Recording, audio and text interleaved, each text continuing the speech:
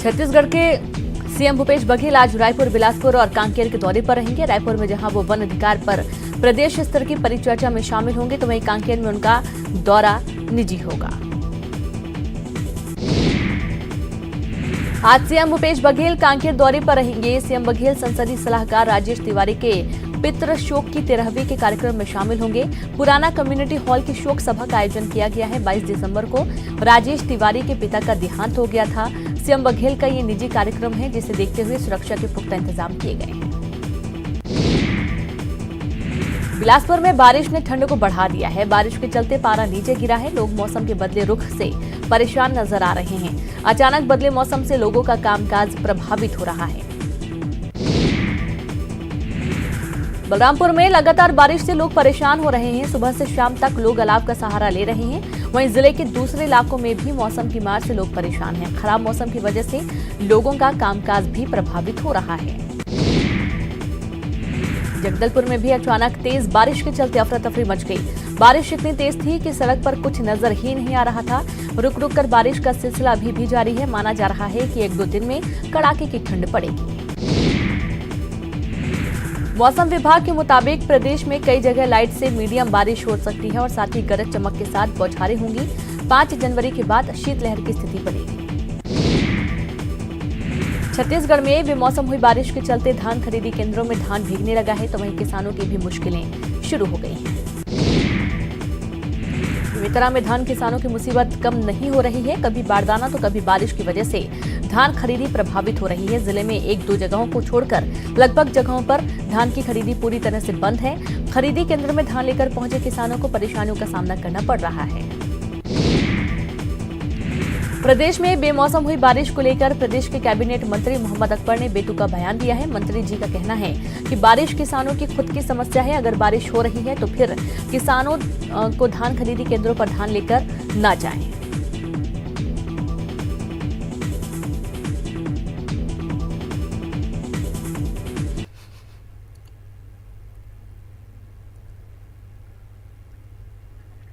तो ये देखिए मंडी परिसर की तस्वीरें हैं, जहां पर बारिश की वजह से लोग काफी परेशान हैं। कुंटलों धान यहां पर रखा हुआ है और उस धान को तिरपाल से ढककर रखने की कोशिश की जा रही है ताकि बारिश में भीग नहीं जाए।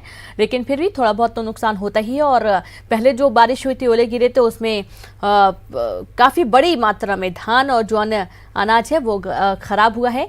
छत्तीसगढ़ में ठंड के बीच हुई बारिश ने ठिठुरन बढ़ा दी और इसी बीच कोहरे की वजह से भी जनजीवन अस्त व्यस्त नजर आ रहा है। कोहरे ने सड़कों पर गाड़ियों की रफ्तार रोक दी है और इसी बीच प्रदेश में हुई बेमौसम बारिश को लेकर प्रदेश के कैबिनेट मंत्री मोहम्मद अकबर ने बेतुका बयान दिया।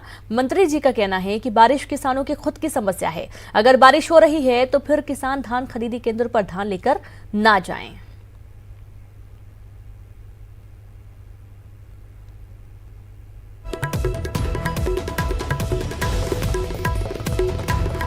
तो छत्तीसगढ़ में बारिश और ठंड का डबल अटैक देखने को मिल रहा है। और ये मंडी परिसर के बाहर की आपको तस्वीरें हम दिखा रहे हैं, जहां पर किस तरीके के हालात हैं आप भी देखिए। और किसानों से खासतौर पर ये जानकारी साझा करना चाहेंगे कि इस वक्त बारिश हो सकती है, तो आप अपना धान लेकर ना ही जाएं तो बेहतर होगा। संवाददाता देवव्रत भगत लाइव जुड़ गए हैं। देवव्रत, वाकई में बड़ी समस्या है। जिस तरीके से बारिश हो रही है, कोहरा हो रहा है, अनाज खराब हो रहा है। मंडी परिसर के बाहर भी स्थिति हमने देखी है, अनाज खुले में पड़ा हुआ है, लोग परेशान हैं। और क्या कुछ हालात इस वक्त छत्तीसगढ़ में?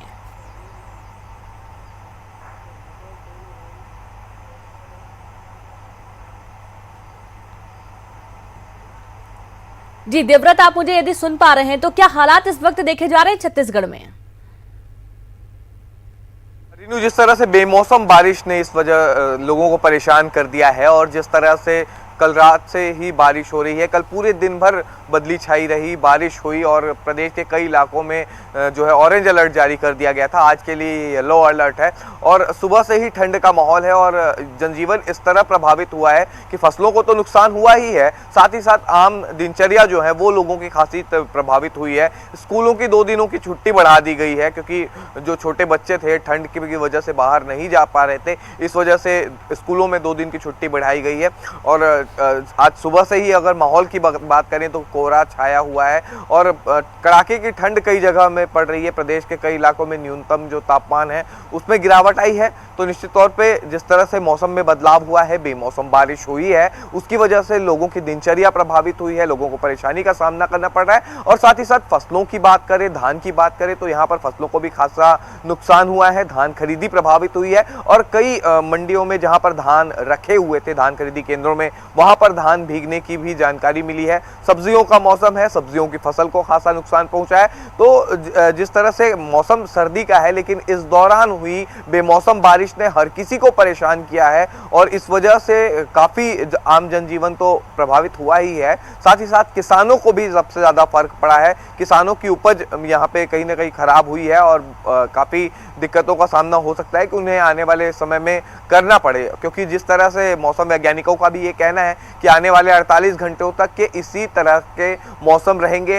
हालांकि ऑरेंज अलर्ट को अभी हटा करके येलो अलर्ट जारी किया गया है और कई जगहों पर हल्की बौछारें पड़ने की भी संभावना आज जताई जा रही है। लेकिन इतना जरूर है कि आज राजधानी का मौसम यही बता रहा है कि सुबह से ही यहाँ पर बदली छाई हुई है, हल्की धुंध है, कोहरा है। और सुबह, क्योंकि ये 7:30 बजे का तकरीबन वक्त होता है जब सुबह की धूप जो है वो खिलती है और उसके बाद लोगों को ठंड से राहत मिलती है। तो ठंड से राहत के आसार यहाँ पर नजर नहीं आ रहे। उल्टा ऐसा लग रहा है कि अभी बारिश और भी हो सकती है प्रदेश भर में और निश्चित तौर पे इससे आम जनजीवन खासा प्रभावित रहेगा अगले 48 घंटों तक के। और न सिर्फ राजधानी रायपुर की, बल्कि आप प्रदेश के बाकी हिस्सों, अंबिकापुर, राजनांदगांव और दुर्ग और बाकी हिस्सों में भी इसी तरह के हालात हैं जहां पर बारिश की वजह से लोग काफी परेशान हैं। जी बिल्कुल, यहाँ पर लोगों की परेशानी हम देख पा रहे हैं। विजिबिलिटी भी कम होती है जिसकी वजह से यातायात में भी दिक्कतें होती हैं देवव्रत। किसानों की स्थिति जानना चाहेंगे क्योंकि ओले गिरने की भी संभावना है। कुछ जगह ऐसे जहां पर छोटे ओले गिरे भी हैं और किसानों की फसलों को भी कुछ नुकसान पहुंचा है। मंडी परिसर के बाहर किस तरीके के हालात हैं, क्या व्यवस्थाएं की गई हैं? क्योंकि पहले जो हमने देखा था कि बड़ी मात्रा में जो धान था वो खराब भी हो गया है, भीग गया था।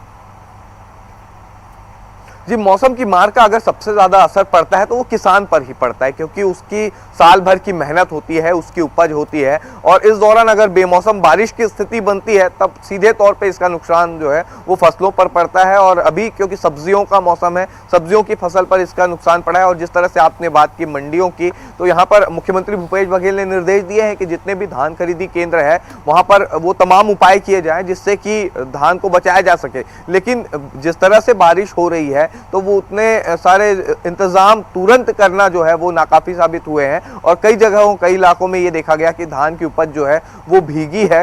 तो जहां पर मंडी खरीदी केंद्र है वहां पर भी धान की फसल में इसका खासा नुकसान जो है वो किसानों को झेलना पड़ा। कई किसानों की मिसाई भी चल रही थी तो इस दौरान किसानों को भी नुकसान झेलना पड़ा है। और बात आपने यातायात की तो यातायात पर भी इसका खासा प्रभाव पड़ा है। रायपुर से कल 2 फ्लाइट को जो है वो डाइवर्ट कर दिया गया था हैदराबाद और भुवनेश्वर की ओर। तो सारा जनजीवन अस्त व्यस्त है।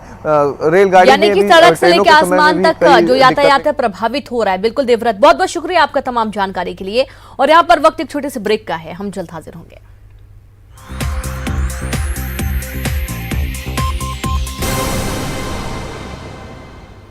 ब्रेक के बाद एक बार फिर से आप सभी का स्वागत है। चलिए रुक करते हैं खबरों का। प्रशासन के दावे की खुली पोल, शहर के एक भी जगह नहीं जलाई गया अलाव, लोग ठंड से ठिठुरते नजर आए। इन दिनों बेमौसम बरसात के चलते जिले में अचानक तापमान घटता ही जा रहा है और ठंड ज्यादा बढ़ गई है। रायपुर में सीएम निवास में हुई भूपेश कैबिनेट की बैठक में कई फैसले लिए गए। अब किसानों के लिए हर जिले में बनेगा कॉल सेंटर, जिसमें किसान धान खरीदी से संबंधित कोई भी शिकायत 24 घंटे कर सकते हैं, जिसका समाधान 72 घंटे के अंदर कर लिए जाने का दावा किया गया है। वहीं छत्तीसगढ़ कृषि उपज मंडी संशोधन अध्यादेश 2019 के प्रारूप का अनुमोदन किया गया। पूर्व में स्टॉक सीमा 10 क्विंटल और खरीदी की सीमा 4 क्विंटल थी, जिसे कैबिनेट में बढ़ाया गया, जिसके तहत छोटा व्यापारी अब एक दिन में सभी अधिसूचित कृषि उपज का अधिकतम 20 क्विंटल स्टॉक और एक दिन में अधिकतम 5 क्विंटल धान या तिलहनों दालों की फसलों को मिलाकर कुल 5 क्विंटल तक कर सकते हैं। छत्तीसगढ़ में किसानों से 1815 और 1835 रुपए के हिसाब से धान खरीदी की जाएगी। खरीफ साल 2019-20 में अनुमानित 85 लाख मीट्रिक टन धान उपार्जन का समर्थन मूल्य पर भुगतान के लिए करीब 15,000 करोड़ रुपए की जरूरत होगी। व्यवस्था बैंक और वित्तीय संस्थाओं से साख सीमा प्राप्त कर की जा रही है और साथ ही जो शिकायतें किसानों से मिल रही थी उनका रकबा कम किया गया है और इसको लेकर राज्य सरकार ने निर्णय लिया है कि अगर इस तरह की कोई शिकायत आएगी तो उसके लिए प्रदेश के किसानों के लिए कॉल सेंटर खोले जाएंगे। वहीं छत्तीसगढ़ के राज्य गीत को सम्मान पूर्वक गाए जाने के लिए इसकी अवधि 1 से 2 मिनट सीमित की गई है। राज्य गीत का मानकीकरण करने का फैसला लिया गया है। रायपुर में अंतर्राज्यीय बस स्टैंड निर्माण के लिए दूधाधारी मठ रायपुर की 26 एकड़ जमीन के बदले ग्राम पिपरौद स्थित शासकीय भूमि से अदला बदली का फैसला किया गया और इससे राज्यवासियों को जल्द ही विश्व स्तरीय अंतर्राज्यीय बस स्टैंड की सुविधा मिल सकेगी। आज राजनांदगांव नगर निगम क्षेत्र में पार्षदों का शपथ ग्रहण समारोह होगा, जिसके लिए प्रशासन ने सारी तैयारी कर ली है। पार्षदों के शपथ ग्रहण के बाद महापौर और अध्यक्ष के चुनाव के लिए नामांकन होगा। जरूरत पड़ने पर मतदान कराया जाएगा। 51 पार्षद वाले नगर निगम में बहुमत के लिए 26 का आंकड़ा चाहिए, जो बीजेपी और कांग्रेस किसी के पास नहीं है। लेकिन कांग्रेस ने 7 निर्दलीय और सीपीआई के 1 पार्षद के भरोसे सरकार बनाने का दावा किया है, जिसका फैसला आज होगा। रायपुर का अगला मेयर कौन होगा, इस पर अभी सस्पेंस बना हुआ है। बीजेपी और कांग्रेस दोनों बहुमत से दूर हैं, लेकिन जीत का दावा जरूर कर रहे हैं। बीजेपी भी केंद्र सरकार की उपलब्धियों और केंद्र में बीजेपी की सरकार का हवाला देकर अपनी जीत का दावा कर रही है। हालांकि अभी किसी भी दल ने महापौर प्रत्याशी का ऐलान नहीं किया है, लेकिन निर्दलीय के भरोसे दोनों ही मैदान में उतरने को तैयार हैं। अंबिकापुर नगर निगम में कांग्रेस ने डॉक्टर अजय तिर्की को महापौर प्रत्याशी बनाया है। सरगुजा विकास प्राधिकरण के अध्यक्ष और पर्यवेक्षक खेल साय सिंह ने सभी पार्षदों से राय विचार करने के बाद अजय तिर्की को महापौर प्रत्याशी बनाया है। महासमुंद के पिथौरा में एक प्राचीन मूर्ति ग्रामीणों को लावारिस हालत में मिली है। मूर्ति 2 दिन से साझा पेड़ के नीचे पड़ी हुई थी। भगवान विष्णु की ये प्राचीन मूर्ति पेड़ के नीचे थी, जहां लोग इसकी पूजा कर रहे थे। सूचना देने पर मौके पर पहुंची पुलिस मूर्ति को विधिवत थाना लेकर आई है। मूर्ति की लंबाई 1.5 फुट और ऊंचाई 2 फुट है, जो काफी पुरानी और बेशकीमती है। पुलिस इस मूर्ति को एएसआई को सौंपेगी, जिसके बाद इसके बारे में ज्यादा जानकारी मिल सकेगी। रायपुर के टिकरापारा में बदमाशों ने कारोबारी को गोली मार दी। इलाज के दौरान व्यवसायी ने दम तोड़ दिया। पुलिस को अब तक हत्यारों का सुराग नहीं मिला है। रायगढ़ में ट्रेन के शौचालय में एक युवक ने आत्मदाह कर लिया। रायगढ़ के जामगांव रेलवे स्टेशन पर अफरा-तफरी मच गई। गनीमत रही कि गोदिया झारसुगुड़ा पैसेंजर में आग नहीं लगी। मृतक की शिनाख्त नहीं हो पाई है। ट्रेन के टॉयलेट का गेट तोड़कर डेड बॉडी को निकाला गया है। बालोद जिले के ग्राम सकरौर में एक आरोपी को पकड़ने गई पुलिस टीम पर ग्रामीणों ने धावा बोल दिया। दरअसल गांव के एक शख्स ने गांव के ही एक आदमी की कुल्हाड़ी मारकर हत्या कर दी थी, लेकिन गांव वाले आरोपी को अपने हवाले करने की मांग कर रहे थे। इसी को लेकर हंगामा हुआ। पुलिस उपद्रवियों की तलाश कर रही है। रायपुर पुलिस ने अपने साल भर के कामों का लेखा जोखा पेश किया। वर्ष 2018 की तुलना अपराध के आंकड़ों में इजाफा भी हुआ, मगर 647 पुलिस के अधिकारी और कर्मचारी पुरस्कृत भी हुए। सकरी नगर पंचायत को बिलासपुर नगर निगम में मिलाने राज्य शासन के नोटिफिकेशन को चुनौती देने वाली याचिका को हाई कोर्ट ने खारिज कर दिया है। सुनवाई के दौरान शासन की ओर से कहा गया है कि यह जनहित याचिका राजनीति से प्रेरित है। साथ ही बताया गया है कि सकरी को बिलासपुर के नगर निगम में मिलाने से वहां क्या समस्या होगी। शासन के तर्क के बाद हाई कोर्ट ने जनहित याचिका को खारिज कर दिया है। कुशाभाऊ ठाकरे पत्रकारिता विश्वविद्यालय में विवादित सवाल पूछे जाने के मामले में कुल सचिव आनंद बहादुर ने सफाई दी है। उन्होंने कहा कि यह मात्र प्रिंटिंग मिस्टेक है। प्रश्न का अंग्रेजी वर्जन बिल्कुल सही है। इसमें य की जगह म छप जाने से नियंत्रण शब्द निमंत्रण हो गया है। हालांकि उन्होंने इस पर खेद जताया और आगे से प्रिंटिंग पर ध्यान दिए जाने की बात कही। दरअसल बीजीएमसी फर्स्ट सेमेस्टर की परीक्षा में प्रश्न में छात्रों को रेप के नियंत्रण के साधनों पर लेख लिखने को कहा गया था, लेकिन प्रश्न पत्र में नियंत्रण की जगह निमंत्रण छप गया, जिस पर यह विवाद हुआ है। बालोद में हत्या के आरोपी की गिरफ्तारी पर बवाल मच गया। आरोपी को थाने ले जाने के वक्त लोग भड़क उठे और ग्रामीणों ने पुलिस की गाड़ी में तोड़फोड़ कर दी, जिसके बाद पुलिस ने भी ग्रामीणों पर बल का प्रयोग किया। धमतरी में कस्टम मिलिंग की इजाजत मिलने के बाद भी धान का उठाव नहीं किए जाने पर कलेक्टर ने जिले के 6 मिलर्स को कारण बताओ नोटिस जारी किया है और इसके अलावा बाकी मिलरों को शासन द्वारा जारी मिलिंग नीति के अनुरूप समर्थन मूल्य पर उपार्जित धान की कस्टम मिलिंग करने के निर्देश दिए गए हैं। कवर्धा के पिपरिया से गायब हुए बच्चे को पुलिस ने 24 घंटे के भीतर खोजने में सफलता पाई है। बच्चे के मिलने के बाद पुलिस ने राहत की सांस ली है, क्योंकि पिछले 8 दिनों से लापता डोनेश राणा का अभी तक कोई सुराग नहीं मिला है। पिपरिया का जितेश अहिरवार 1 जनवरी की शाम 6 बजे खेलने निकला था, लेकिन देर रात तक वापस नहीं आया, जिसके बाद घर वालों ने पुलिस को सूचना दी। भिलाई इस्पात संयंत्र के स्टोर से कंप्यूटर, एसी और सर्वर जैसे सामानों की चोरी कर बेचने का प्रयास कर रहे हैं 5 आरोपियों को पुलिस ने गिरफ्तार कर लिया है। आरोपियों ने मिलकर संयंत्र के भीतर एक निजी कंपनी के स्टोर पर से हाथ साफ कर लिया था।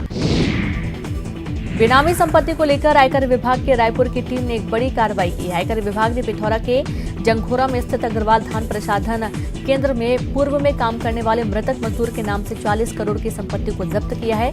मृतक के नाम से बेनामी संपत्ति को जब्त कर राजसात की कार्रवाई की गई है।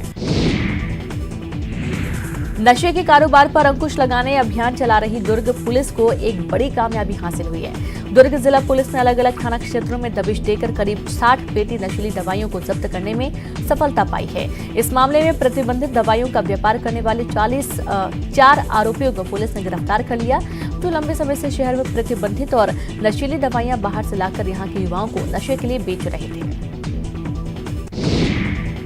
विभागीय गलती के कारण एफसीआई रायपुर के कर्मचारी के पीएफ की राशि अन्य खाते में चले जाने और राशि वापस नहीं मिलने पर कर्मचारी एहसन अंसारी ने हाईकोर्ट में याचिका दायर किया था। मामले की सुनवाई के बाद हाईकोर्ट के सिंगल बेंच ने अंसारी के 49,000 की राशि को 30 दिनों के भीतर वापस लौटाने का आदेश दिया है। बीजापुर में प्रधानमंत्री ग्राम सड़क योजना के तहत बनाई गई सड़क अब भ्रष्टाचार की भेंट चढ़ती जा रही है। भोपाल-पटना ब्लॉक के बाडला से मटिटी मरका गांव को जोड़ने के लिए विभाग द्वारा करीब 1.5 करोड़ की लागत से 4.5 किलोमीटर लंबी सड़क का निर्माण करवाया गया था। निर्माण के महज 8 महीने बाद ही सड़क के निर्माण में बढ़ती गई लापरवाही और निर्माण में हुए भ्रष्टाचार की पोल खुल गई। नक्सली नेता और दंडकारण्य स्पेशल जोनल कमेटी के सचिव रमन्ना की मौत के बाद से संगठन को अब तक कोई विकल्प नहीं मिल रहा है। नक्सली कमांडर छत्तीसगढ़ के नक्सली नेताओं पर भरोसा नहीं कर पा रहे हैं और यही वजह है कि उन्हें कमान सौंपने से परहेज किया जा रहा है।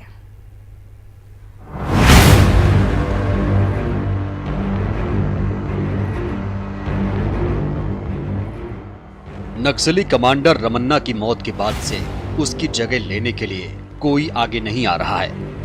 हार्डकोर नक्सली नेता रामकृष्ण और पापा राव इस पद को संभालने में दिलचस्पी नहीं दिखा रहे हैं।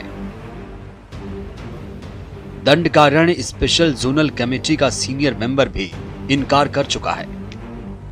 सीनियर मेंबर गणेश उइके की तबीयत भी खराब है। दूरदांत नक्सली नेता हिडमा तैयार है, लेकिन शीर्ष संगठन को उस पर भरोसा नहीं है। माना जा रहा है कि शीर्ष नक्सली नेतृत्व बस्तर को तेलुगु भाषी वाले कैडर के नीचे रखना चाह रहे हैं। बस्तर आईजी ने साफ कर दिया है कि रमन्ना की मौत के पहले ही संगठन काफी कमजोर हो गया था। कोई भी बड़ा नक्सली नेता उसकी जगह लेने को तैयार नहीं है। 30 वर्षों तक रमन्ना द्वारा दंडकारण्य स्पेशल जोनल कमेटी में संगठन के लिए काम किए गए थे। उसी कारण से एक छोटा सा भद्राचलम दलम से ये संगठन आगे बढ़ते बढ़ते एक स्पेशल जोनल कमेटी का रूप स्वरूप लिया है। निश्चित रूप से रमन्ना की मृत्यु के बाद उनके संगठन में काफ़ी एक कमजोरी तो हुआ है।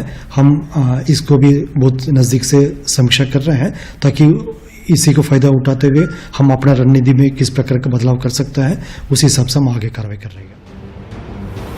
वहीं नक्सलियों की हर रणनीति पर सुरक्षा बल मुस्तैद है।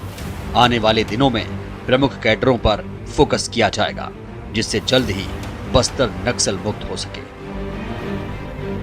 विनोद कुशवाहा, न्यूज़ 18 बस्तर। और इसी के साथ इस बुलेटिन में इतना ही। नमस्कार।